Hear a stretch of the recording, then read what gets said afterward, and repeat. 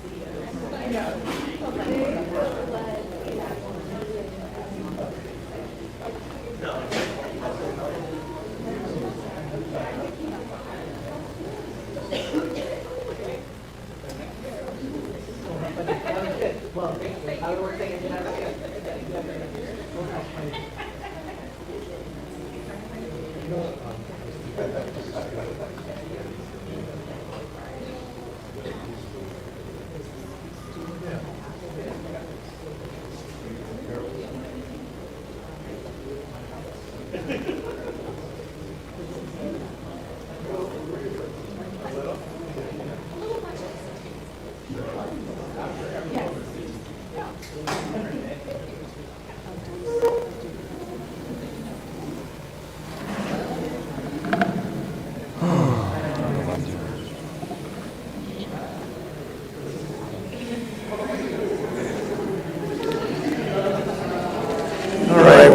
everybody. It's 5:30, so we'll go ahead and get started. We're going to use the microphones because we're doing the YouTube, so we can hear on the YouTube. A little housekeeping. We'll go to about 6:30, 6:40, because then we have to go to Westmont to do the same presentation again. If there's some additional questions, we'll leave some staff here to answer the question for you. Okay? There we go. So tonight we'll cover our board policy, some operational criteria in regards to boundaries, communication process, community meetings, information meetings. We'll have our Director of Student Services, Barb Davis, talk about transfers. Somebody from Transportation, our Executive Director of Facilities and Transportation, Jim Cho, will answer any questions regarding transportation, and then just open it up to questions and answers after that until 6:30, 6:40-ish, and then we have to leave. So our board policy provides an outline of items that we should consider. There are 12 different factors. First is, and these are not in any priority order, just a list of them. School enrollment data, including enrollment patterns, facility capacity and design, so the schools, the other three middle schools, what is their capacity and design, can they handle any extra students?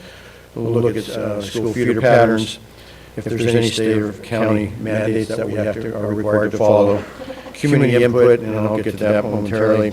One of the primary focus is that student safety is always a top priority. And we'll talk about transportation.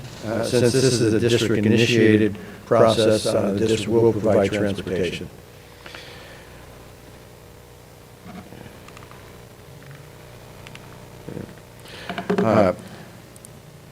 Community and neighborhood identity, that is a big focus that we want to focus on. One of the things that we've heard pretty loud and clear over the last several months of the uniqueness of the Circleview community, so we want to do as much as we can to keep the community together. We'll look at the geographical features of the district, educational programs such as magnet schools, consistency between our high school and municipal county or municipal city boundaries, but that doesn't really impact us that much. The operational criteria, that is really an area that we focus a lot on. One of the major things we want to make sure is that when we do boundaries, we want to look at major thoroughfares. We don't want to go into a community and families on this side of the street go to one school and families on the other side. So we want to use major thoroughfares. So you'll see that in some of the presentations that we have. Again, keeping neighborhood and tracks together. As we look at the boundaries, we also want to look at the balancing of the schools in terms of enrollment. So we want to try to, as much as we can, keep the three middle schools in a somewhat of a trend in terms of the numbers being the same. We realize that from year to year they may change because of transfers, because of programs, but starting off with our basic attendance areas, we will be looking at that. Transportation routes to get students safely and easily to whatever school they do choose. Building upon the attendance areas, we're hoping that it minimizes the number of intra-district transfers that may occur through any given year, and then the flow of programs from elementary school to middle school. Before I go on any further, I would like to acknowledge we have a board member, our new clerk, Gina Clayton-Tarvin, is here, so just wanted to acknowledge her. So as we look at the Springview attendance area, so these are the four middle schools four elementary schools that are impacted with the Springview consolidation. Last week we met with Village View. Half of Village View goes to Marine and half of Village View was in Springs attendance area. So there was a uniqueness with them. All of Circleview's attendance has been going to Spring. An odd-shaped kind of S attendance area. all of College View, and then a portion of Westmont, and that is the former Sunview attendance area, which is consolidated into Westmont when we did the modernization back 7, 8 years ago. And now Sunview is the interim site. So we'll go to the, so last week when talking to Village View, what we did on this map was to use Springdale as the dividing line. And we started with, down at the bottom, you see the borderline between Mesa View and Marine View is Springdale. So we simply carry the line all the way up to the northern border. Now there is a portion of Circle View that is included in this blue area, and it would be the lower left of the Springview attendance area. It's by the golf course, that area there. Very few students reside in that area. I think there's 10 or 11 students right now that reside in that area. So, and looking at this, we want to keep the boundaries as tight as possible on major thoroughfares. And then once we start, our next step after this is analyzing the enrollment data. We work with Davis Demographics. They give us information in terms of the residents that live in all of these areas, the number of students in each, and then we work with our district staff in information technology in terms of the number of students who are attending, the transfers, program moves, in any of these particular areas. This will be posted on the webpage, so if you don't have to take pictures because it'll be posted. And as you can see, now there's different areas that will impact the numbers. So we've got, as I said, the Westmont area there on the right-hand side of the Springview area. There's a large number of students that reside in that. And so tonight we'll be talking to Westmont and talking to them about their attendance area. So depending on the decision that the board will ultimately make in terms of which schools will migrate toward any of the middle schools, we look at the balance of the numbers to balance the resident students, the transfer students, the program students, to make sure that we try and create some balance of the 3 middle schools. The next slide I want to show you is using Edwards as the border. And so again, it increases, there we go. Increases a little bit more geographical area, but again, we'll be looking at numbers. So these, as we enlarge the Marine View numbers, we'll be looking at how that impacts Mesa View and how it would impact Vista View, and vice versa, depending on where the boundaries are. So you can see what the geographical look like. Now, regardless of where the boundaries are and where your child and the family decides that what program you want your child to attend at what school, if you're within a boundary or not in the boundary, you also have the opportunity for an interdistrict transfer. And so Barb Davis will be addressing the process for interdistrict transfers. If you're in the GATE program does matriculate to Mesa View, regardless of where you are in regards to the boundaries. So that's a program that automatically goes through to Mesa View. So I'm going to have Mr. Farrell talk about the capacity at our middle schools. That was a question that came up a while ago. Can they handle the number of students that we come and what's the capacity of that? So Mr. Farrell will take that.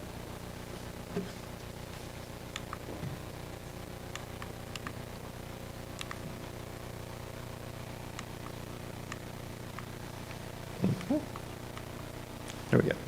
So you may have heard what I took to the board in the last board meeting was a review from our architect on what capacity could possibly be, or I'm going to say, if we need to add portables to make it work at a certain site, then we're looking to make sure that our utilities can handle it, and then also we have liquefaction, so we have to look at where we can place the portables too.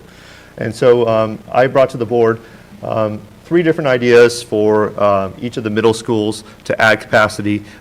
6 at Marine View, up to 6, I should say.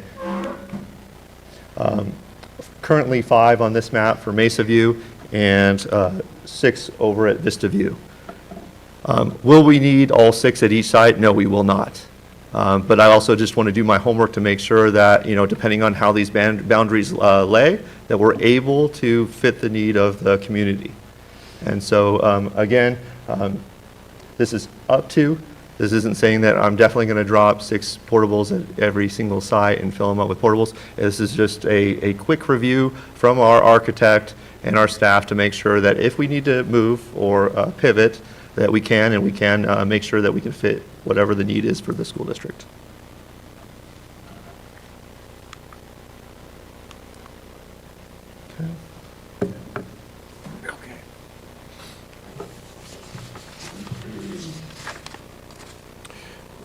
So we wanted to make sure when we started this process that we got as much communication out as we possibly could. We really appreciate you coming out tonight. We realize it's the holidays. There's a lot going on other than this. But we are working with a timeline, and I'll get that in the next slide. But we sent out to everyone that lived in the Springview attendance area. So you all probably got a couple of different messages. We sent a Springview Middle School parent square. For every elementary school, we sent the district sent and the principal sent a parent square. We sent a letter to every resident who lived within the Springview attendance area. We did a district-wide parent square so the whole community would know, and then we've done social media messaging from the district and from the schools. So you probably got somewhere 5, maybe 6 or 7. We just want to make sure that we over-communicated. So what we have here are the community meetings. So tonight is our second. We'll be at Westmont tonight as well, and then College View tomorrow.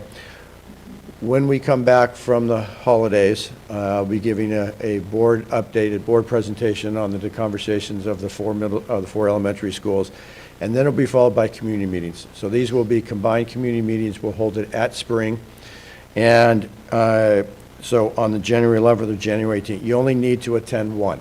It'll be the same presentation, but if someone couldn't make it the first week, we hope that they would have an opportunity to come to the second week, which will be followed up by another board presentation, and then our last series of community meetings, again, at Springview.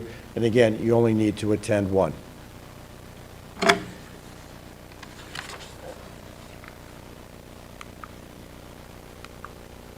So as I mentioned, last week, gave a presentation to the board that started this process. Oops.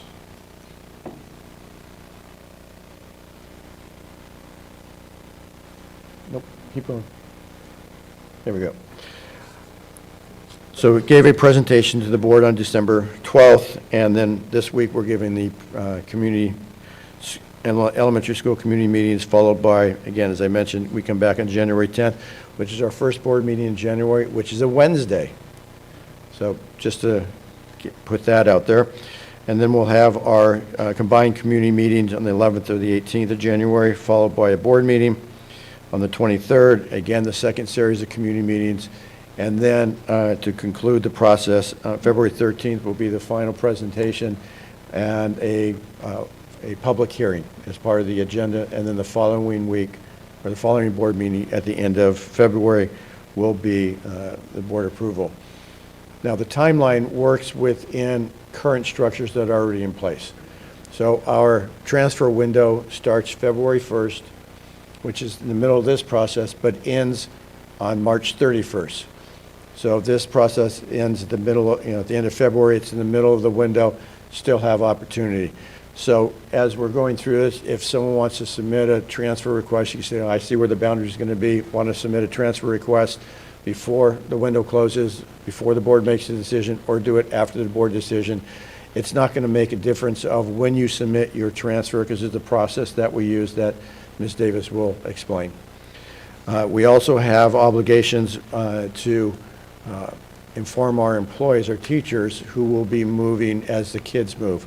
So when this process ends at the end of February, Then the transfer window ends at the end of March.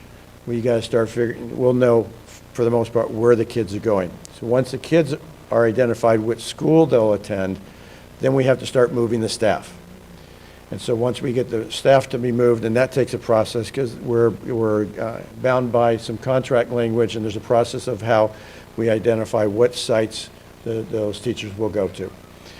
Then, before the end of the school year, the principals will be working with those teachers to identify and provide them what their class schedule will be that they will be teaching the following year. So we try to get that done before they leave at the end of the school year. So those processes are already in place. And if we push this any further, we probably wouldn't be able to finish the process until after school ended. And we want to make sure that we get this all before the end school lets out so that kids know where they're going to be going to school and kind of get that settled down a little bit. The next slide. This is really for the Springview community, the students who attend Springview. We'll be having student assemblies between January 16th and to January 18th, where Marine, Mesa, and Vista students will come to Springview and present to the students. So it'll be student on students, giving them presentation to understand from a student's perspective, here's what our school has to offer. Then we'll have tours on those same nights for the parents to come back with their students to actually tour the school. Now, they won't be able to tour Mesa View. It's still under modernization, but they will still have the programs that they offer, and they'll do that at the interim site at Sunview. Then we'll have on Saturday, January 27th, another opportunity for the parents with their kids to come to the school, all three if they want, and staff will provide them tours of the facility, and staff will explain what they do in the different classes and whatnot that they provide at Springview. Then on February 7th, this will be a parent information night specifically for the Springview parents, again, to go over boundaries, transportation, transfer process, gate, special ed, answer any questions that they have prior to the district's middle school information night, which is on February 15th. So we're trying to provide them as much information before they go to that parent night, and so that when they go, they can ask some really relevant questions based upon the research and the information that we provide them, so that they're as best prepared to make a decision of where they want their child to go to middle school. Okay, so with that, next slide. I'm going to introduce Barb Davis. She's our Director of Student Services, and she'll talk about the transfer processes. Good evening. Intra-district transfers. If parents would like their student to attend a school that isn't their assigned school or their school of residence, they submit an intra-district transfer through the parent portal. And as Dr. Conray said, that's February 1st through March 31st. And when the window closes March 31st, we start looking for space availability. All transfers are approved based on space availability, so we need to work closely with HR, with our Human Resources Department, and our facilities to determine that there is space. The last couple of years, we've been able to accommodate the intra-district transfers that were submitted during the window, and now that we're hearing there's additional space at schools, that's making us feel comfortable as well. Parents will find out about the outcome of their transfer submission later in the spring. If you have specific questions about maybe your specific student, I'll be here afterwards. Otherwise, are there questions? Yeah.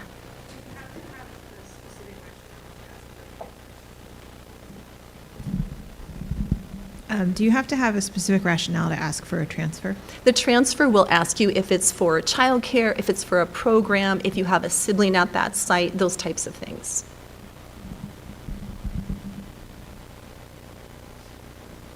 Okay, thank you.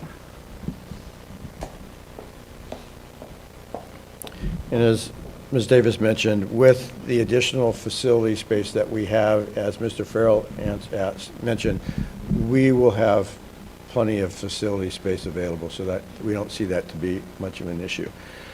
Transportation, ask Jim Choate to come up and address transportation, and any questions that you might have, please go ahead and ask him. Good evening, Circleview community. I think with the transportation, just to let you know that we're going to be going through a process that we typically go through every year. We have been moving the Measure R students for like the past 7 years, and this will be kind of a continuation of that, if you will, because you're an impacted site, things of that nature. So internally, working with the site administrators, you will receive information regarding transportation on May 1st, that you can begin looking for that in the school communications. That will explain just how to, sign up and request transportation that you are interested. And then once we gather all that information between May 1st and the close of the school year, then over the summer, we'll put together the transportation routes, if you will. And we try to cluster them based on student addresses and make sure that they're as safe as possible.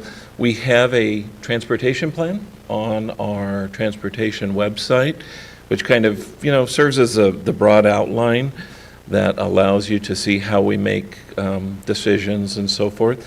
But if there's ever any questions, just call us, and we will gladly answer any questions that you might have. I'm here to answer questions tonight, too, so I'll gladly do that. But if you do have questions in the future, by all means, feel free to pick up the phone, and we will get back to you. Okay. So for the bus pickup, for the transportation, would you pick up at like each school site? Like you pick up in front of Circle, in front of Village? Or how would that transportation work? It wouldn't be door to door, would it? Or how would that work? For general ed populations, it will not be door to door. That's correct. And I can't really even guarantee how it's going to work until we see the numbers. So it's always kind of that Rubik's Cube of how many students are requesting transportation, where do they live? We've got the boundary issues that's still to be determined. That will also guide us in the formulation of how we're going to set up the routes. But all of that will be a part of the conversation. So I don't know if that helps you, but that's the process. I just wanted to make sure they have transportation for the 3 years they will be there. And will they also have transportation if they're not going to the school that they're originally assigned to?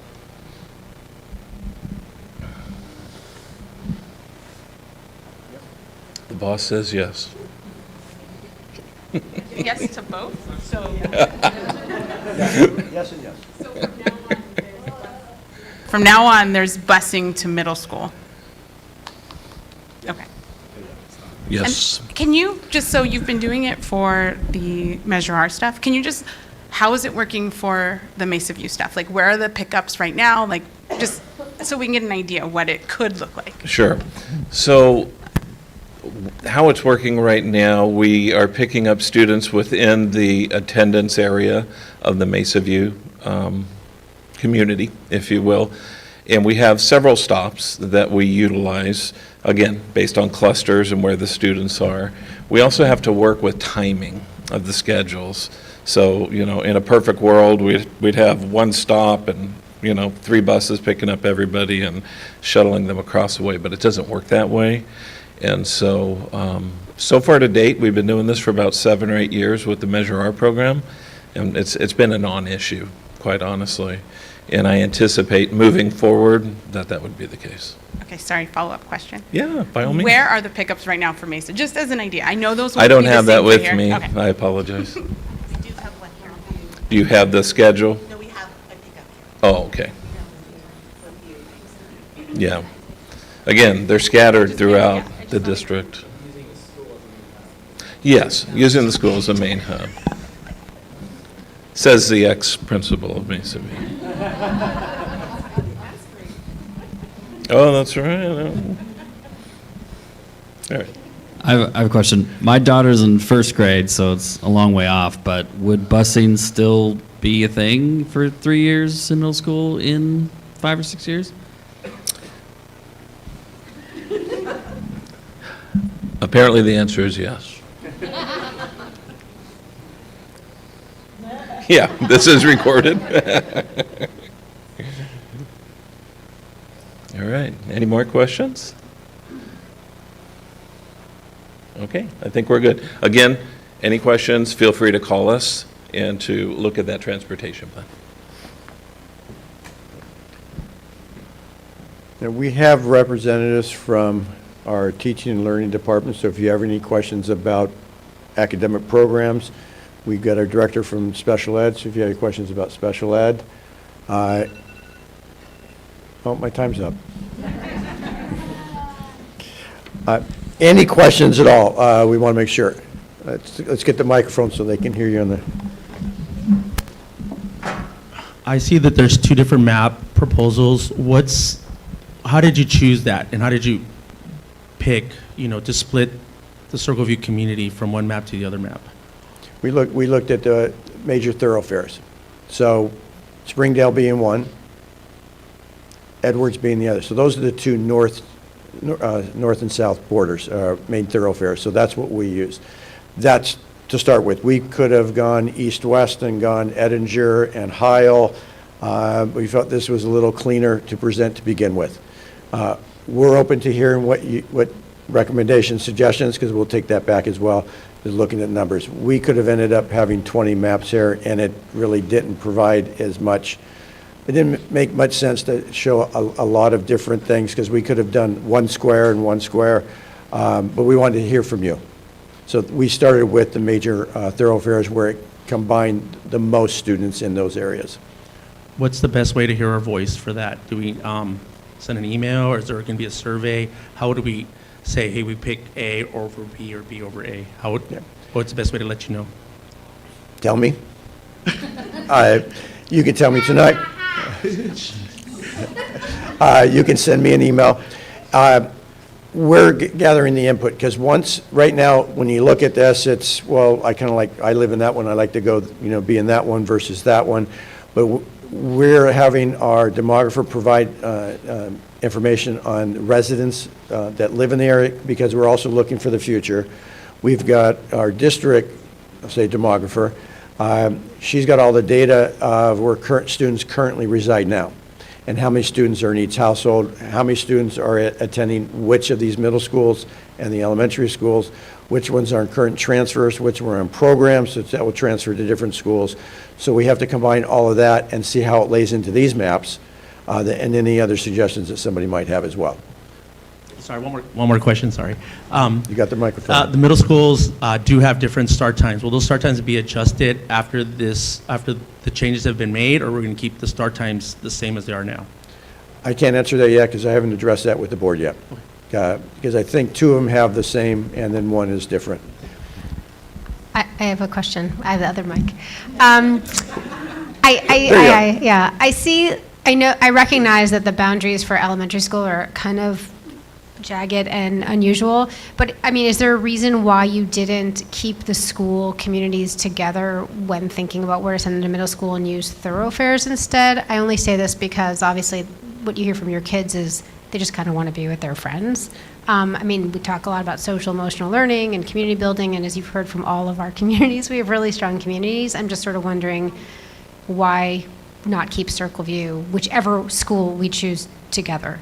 And that is an option that we can look at, is the whole school community going to a school. And realize, regardless of where the boundary might be and where you reside, there's also the opportunity that you can fill out an interdistrict transfer. Because one of the options is, if all of the, could you move? Yeah, thank you. So the northern part above College View could be all blue, meaning would go to Marine View, but it could all be green and go to Mesa View also. We just didn't put what we wanted to do was stimulate some conversation. And so regardless of where they are, we're going to be looking at numbers in terms of where they do fall in. Yes, follow up.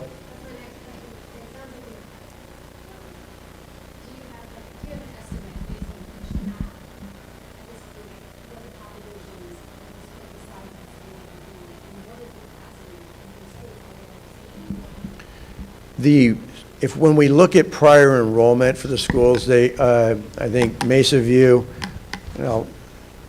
looked at this gentleman right here, I believe was up around 800 at some point in time. Marine View was not quite to 800, but they were in the 700s. And Mesa and Vista also has the same capacity. So we're looking, we've got about, on average, about 2,200 middle school students. And so if you divide that by 3, you're looking at, from an equity perspective, is about 700. Now, knowing that different schools have different programs. So Mesa View, when we look at the boundaries, we know the GATE program is going to matriculate to Mesa View. So that has an increase in the number of students that we have. We know that Marine View has got the VAPA program. And most recently, we've created an accelerated math program there that takes 8th grade to at least Algebra 1. It might even be geometry. Yes, geometry. So although it's not a GATE program, it's an accelerated math program. And so we've seen in the last couple of years a shift of students who families don't want to have to make a choice whether it's GATE or it's VAPA. So now that there's the accelerated math, we've seen a shift going over to Marine. So there are different aspects that we have to take in consideration as we're looking at what the trends are and then looking at what happens in the near future to see what kind of shift that would create as well. Vista View also has a GATE program. They've got some other unique elective programs that students are interested in. So it's I think Mr. Farrow said it's kind of like a Rubik's Cube trying to adjust everything, but we're looking at a baseline of about 700 students per school, and then we start working with the transfers and the program shifts.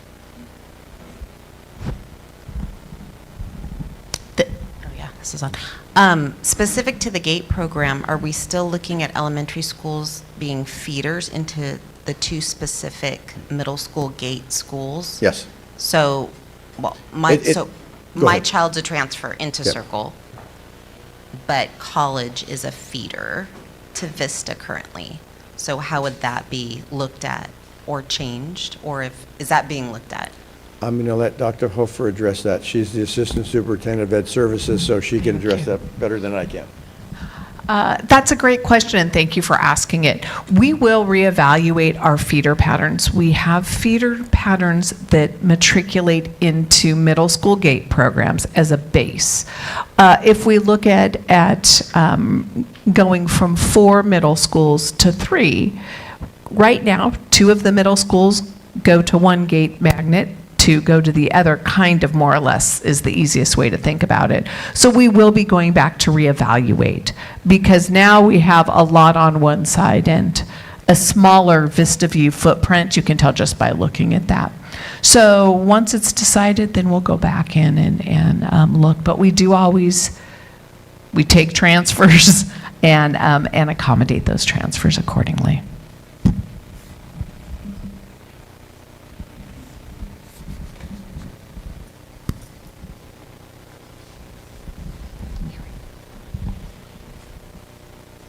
Are there opportunities to tour the campuses, like aside from if we're not Springview parents or whatever?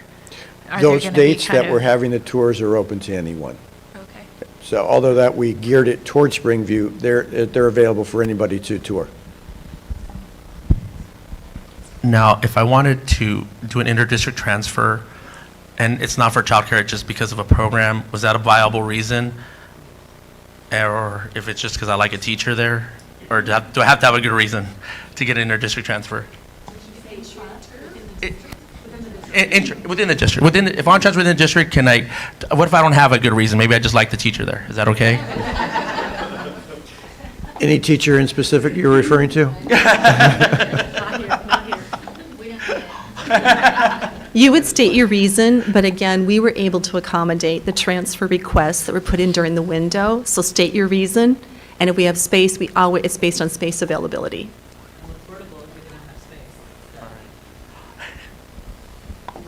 Correct. Yes.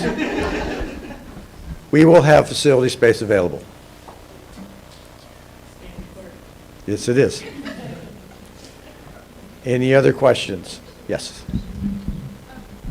Approximately how many students are going to be in portables that currently aren't in portables? So I guess first part of the question is, how many portables do we have at each middle school right now that house students?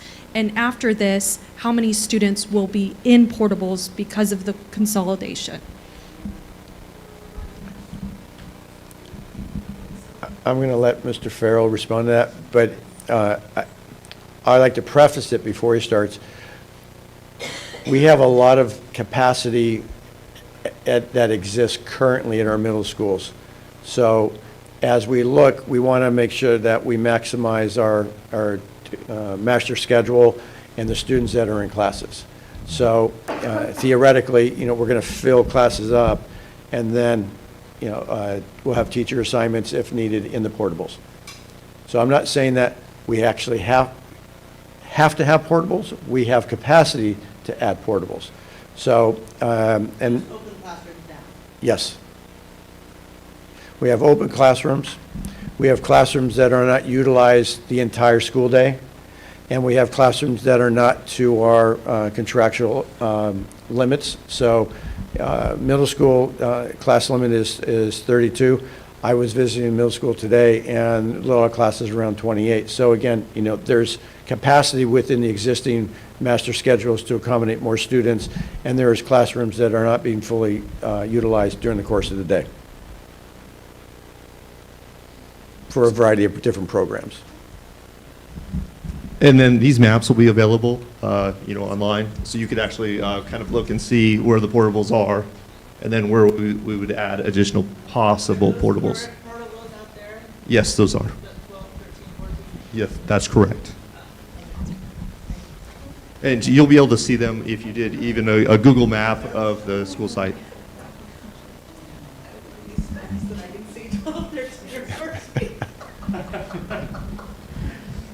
I'm trying to understand the map a little bit. The part where Westmont is that the only portion of Westmont that's in the Springview? Correct. Attendance? Yes. So in both of these maps, it doesn't look like you've addressed them, like moving at all and not separating them from the rest of the school. And it looks like that Vista View has a much smaller footprint, regardless of which one you choose. Has that area been thought about a little bit more? And we didn't show that here because we were focusing on Circle View. When we go to Westmont tonight, they'll have this map, and this will be pink. So we all have different maps at all the different schools? More or less, yes, because we're just focusing on the boundaries for Circle View. I understand that, but depending on, like, the first one, it makes Mesa View look like a very large school, and then you go to this one and it makes Marine View look like a very large school because it has Westmont's green, still in the Correct. green. So that's, And as we start to put everything together, so when we come back in January, when you start consolidating these maps, that's where things look a little bit different because of the numbers. When you look at a specific area, you may not have that many number of kids or residents in that area, and so depending on which side it goes. So if you add here, then you take away from here, but if you add here, it might balance over here. So that's where the numbers start to play into where the boundary line might be. Does that make sense?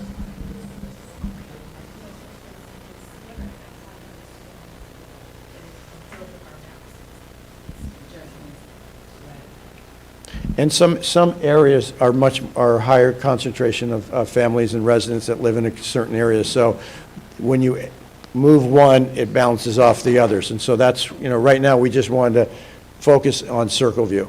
So when we come back in January and we start putting them all on maps, you'll start to see where the numbers start to shift and it looks a little bit different. But again, we want to balance them so that they're somewhere equal around the 700 mark. Hi, sorry, this is for transportation. It just popped in my head. I was just curious, what is the earliest time, about the average, that kids can get picked up before school starts? And is that time going to increase once they, go to middle school? Are you going to hire additional bus drivers? Because I'm just curious. I don't want my kid sitting on the bus for like an hour or more before school starts, because we're not all morning people, so. I'll let Mr. Choate answer it, but I'll let him answer it and then I'll follow up. All right, so we don't like to have kids sitting on the bus unnecessarily either, so definitely understand that situation. The earliest we typically will pick up a child is somewhere about 6:30, 6:45. And again, a large percentage of our transportation is special ed, so it requires special equipment, and it's kind of a slower process. So, but you bring up a good point, and I think, we do need to acknowledge that there is a nationwide shortage of bus drivers, and we are struggling with that as well. We're doing everything in our power to recruit new bus drivers and retain our existing fleet of bus drivers. So that is on priority number one, always for us as a department. So if you don't have more people, more bus drivers in our district, are you going to outsource? Okay. Dr. Conley. So we will hire more. We have a contract with outside service that provides now, and if we have to, we have the latitude to increase the number of drivers. I categorically do not want, and I'm sure the board would agree, to have any elementary or middle school student sitting on a bus for an hour. I've been in districts that do that, and it's not acceptable. Now, sometimes there will be an early run and a later run, where one bus will pick up, drop off, come back, and pick up the same route based upon the clusters of locations. But we want to make sure that we don't want to get the students so early to school that there's no one there to supervise. So there's a safety issue involved also. Then we want to make sure that they get there on time, because if students are going to come for breakfast in the morning, we want to make sure that we avail them to that opportunity as well. So we will provide the resources to make sure that it happens. I'll also repeat that our start times for middle schools are no earlier than 8 a.m. And so typically, principals and staff try to drop off no earlier than 15 minutes prior to the start time.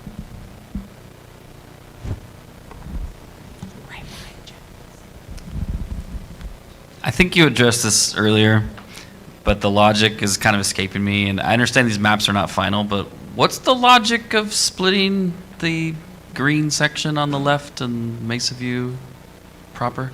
Down on the bottom, Yeah, the bottom left. those are the existing boundaries between Marine View and Mesa View. Oh, you're Why- talking about over there. Yeah, why is the blue splitting the green? That is a great question. That goes back 10, 12, 13 years. I know when the property was sold and in the district, and that was developed, the board at the time made the decision that that area would go to Hope View, and because Hope View is in the Mesa View attendance area, that's how that area went. So I couldn't give you any clear rationale, because it does stick out there, and it's very noticeable, but it's been that way for 10, 15 years now.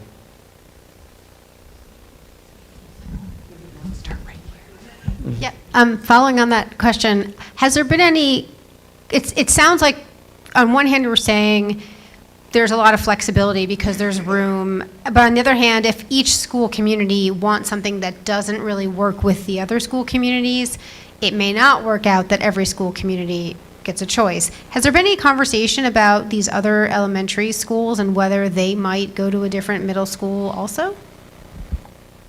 Right now, we're only addressing Springview because the board made the decision to consolidate, and so we're only addressing the boundaries of the elementary schools that reside in the Springview attendance area. I think you're referring to elementary schools that are not included in this conversation. That is a much bigger, different conversation, but that's not an issue for today. We were shown two maps, but neither one is labeled. Can you label those like A or B or 1 or 2? That way we can voice our opinion, say which one we prefer as a community. And like, again, what would be the best way? Just tell you tonight, or email, or what do you Tell me think is the best tonight, way? email it to me. You could do that. I will share with you, and we're gonna leave a copy of these maps here at school. So we'll have, we'll say that Edwards is 2 and Springdale is 1. What if we want option C? Call me and tell me what option C is.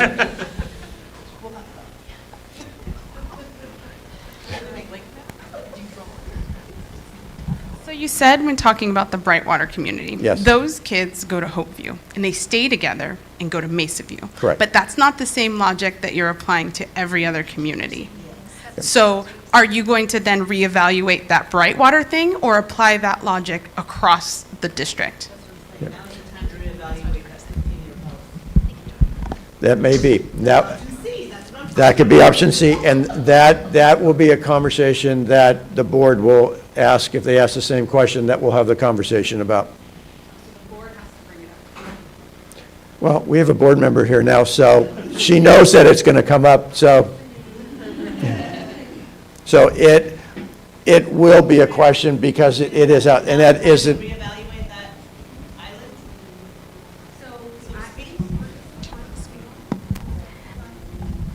Hello? Okay. So the island was created by a board, as Dr. Conroy said, about 15 years ago, and it had to do with the fact that at one time, the Ocean View School District owned quite a bit of the wetlands, and when that property was sold, the area was kind of just reevaluated in general, and there were no homes at Brightwater. I mean, they're not that new, but you remember when they were built. Most of you remember. Anyway, the point is there weren't any kids there before, and currently there's not that many kids there. There's a handful. I don't know, Dr. Connor, if you know how many are there, but it's not a huge amount. But anyway, the point is that at that time, the trustees thought that the kids should go to Hopeview because Harborview was greatly impacted with already, it was like close to 1,000 kids at the time. So that school was completely packed. So it had to do with the fact that Harborview was impacted so severely that the next closest school was Hopeview, and that's why they went there. That's what I was told. Now, I wasn't on the board at that time. I was elected shortly thereafter. And so I did not make that decision, but it does seem odd. I agree with all of you. Now, it'll have to be something that the board decides as a whole if we want to just look at that island and say, okay, let's have those kids go to Harborview. That is a possibility. That's always a possibility. If there's space at Harborview, right?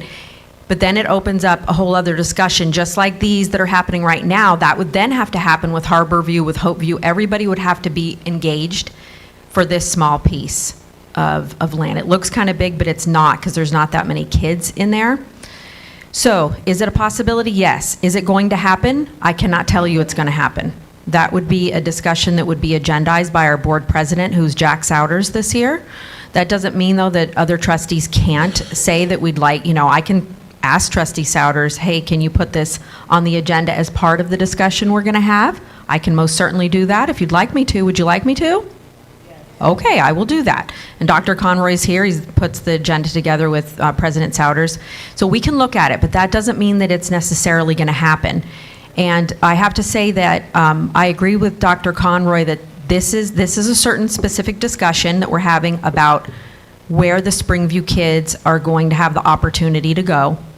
And this discussion has to stay pretty limited because when you open up a discussion on district-wide boundaries for elementary schools, for lack of a better term, all hell will break loose, okay?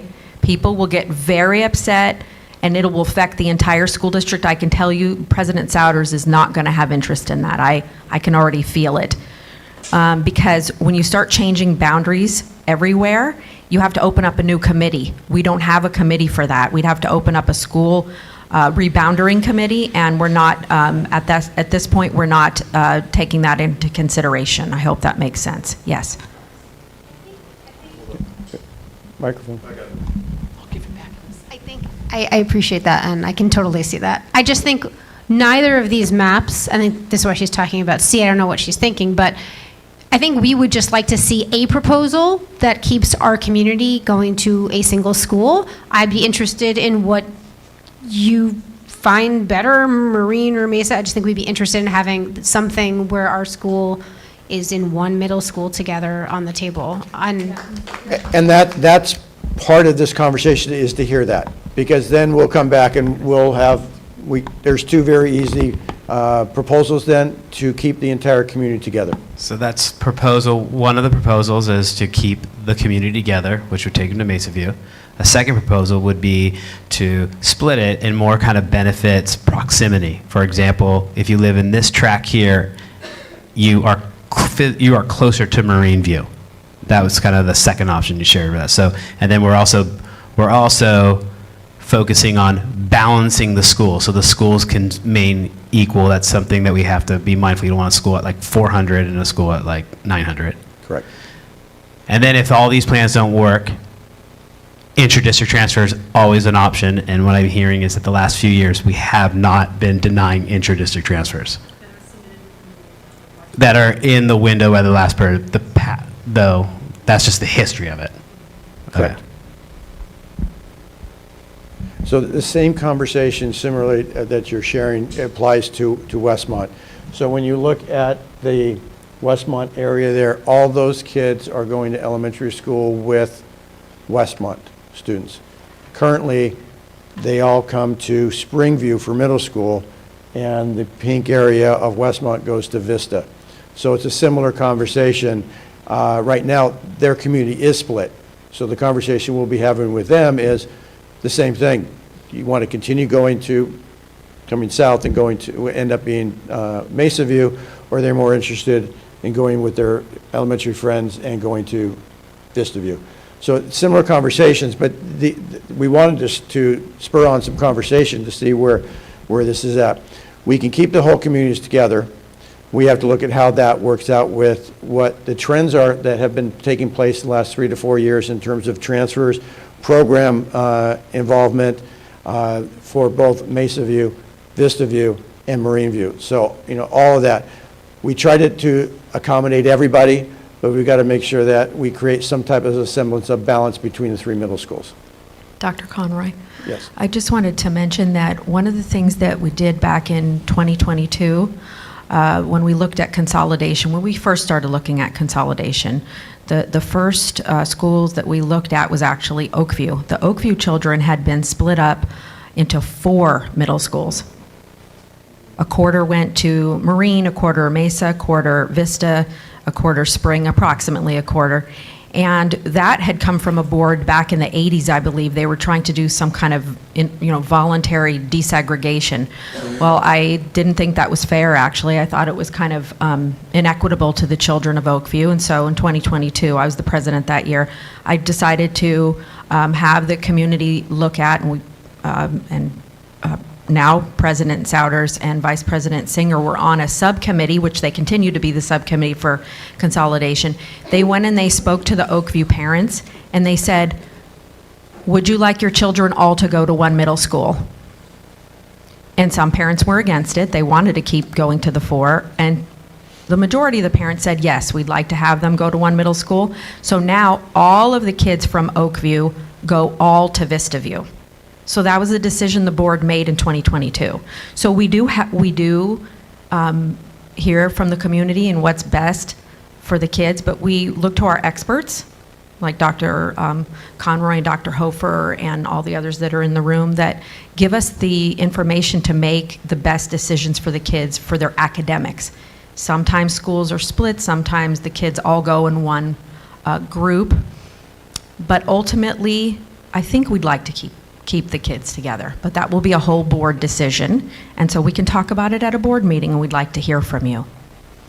And that's why these community meetings are also scheduled in between board meetings, so that there's the opportunity to come to the board and share your thoughts.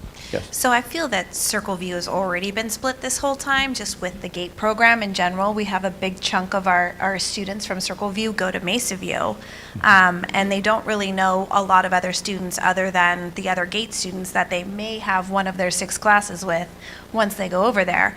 And I feel like that's been challenging if we have a gate kid that then goes to Mesa View and doesn't have a lot of friends over there. So it would be nice now to have the opportunity for all of our students to go together to a middle school, whether they're gate or general education, because I do see that some kids really struggle with that social piece of making those friends and those connections. Middle school is already a big transition already, and it really would be nice to have our whole community together at one middle school. Thank you. Well noted.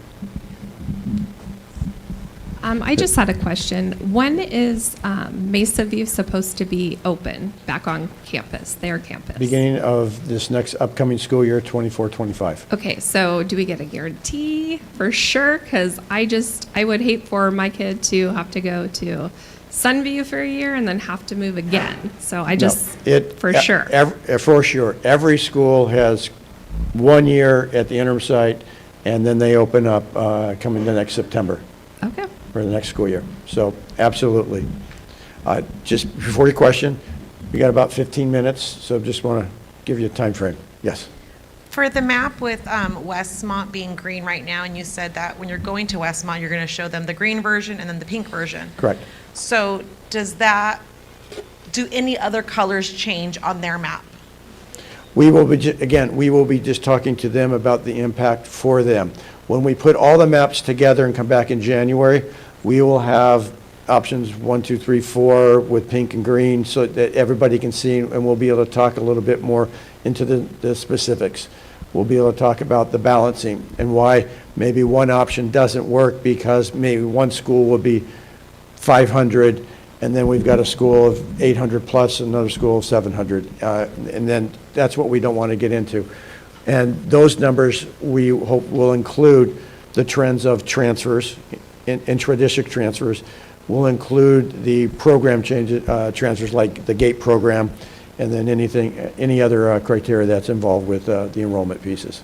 So can we have access to Village Views maps that were handed out? Because you said you have some for us tonight. We will be And then posting Westmont's. all 3 presentations on the webpage, so you'll be able to see everything. So we can see it, not necessarily going through the YouTube video, because that's how I did it, is I went through the YouTube No, video? it'll be posted on our website. Okay, thank you. Okay, so I understand that Brightwater was put on this island 15 years ago, but in looking at the maps and hearing that our boundaries, one, are going to either keep us all together or divide us, and then after that, it's making sure numerically we're even between the 3 schools. Brightwater has to be looked at because those students could impact whether the Circle View community as a whole can go to Mesa View or go to Marine View. So I understand it might cause chaos and everything else, but you closed a middle school, it's going to affect the entire district because all of those elementary schools are going to be affected in some way or another on Correct. where they go. Agreed. So I think, Brightwater will have to be reviewed because right now it's occupying Mesa View. And even if it is a small number, that small number could be a portion of Circle View that, oh, never mind, we don't have space, they have to go over there. So can we have that looked at? Can that please be included? Yep. So the answer is yes. Realize, though, that the kids that are in Brightwater now, although there are not that many of them, there are kids there, and people buy homes there knowing that their kids could go to Hopeview, and those kids then would have the same issue of, well, they're at Hopeview, and now they're going to be split and going to a different school. It's the same. It's like robbing Peter to pay Paul. Yeah, I understand. So that that particular cutout, those kids go to Hopeview. Not all of them, though, go to Mesa View. Some go already to Marine View. So maybe that is the easier fix right there. We just have to look at the numbers and have a whole board discussion and come to a conclusion about what's best for kids, also what's least damaging for other kids. Because with fixing one problem could potentially damage a different population. So we'll have to check it out. But yeah, it might be easier to send the kids there to Marine View. We'll just have to check after we get the full data from Dr. Conroy and the team. before we can make any assurances on that. But definitely, we're going to look at it, because I see that it is a concern, obviously. Look at it. It's a big green thumb sticking out. So it's an outlier, and outliers are odd, and they do need to be looked at. So we'll check it out, for sure. And then just realize, again, if we do change it, they have still the flexibility as anybody else of an inter-district transfer. So it might end up just being one and the same again. Okay. So, any other questions? Well, thank you very much. Appreciate it. As Mr. Espinosa said, if you have a question, please email me, and I'll take your feedback so that we can include it in our next series of conversations. So with that, thank you very much. Enjoy your holidays.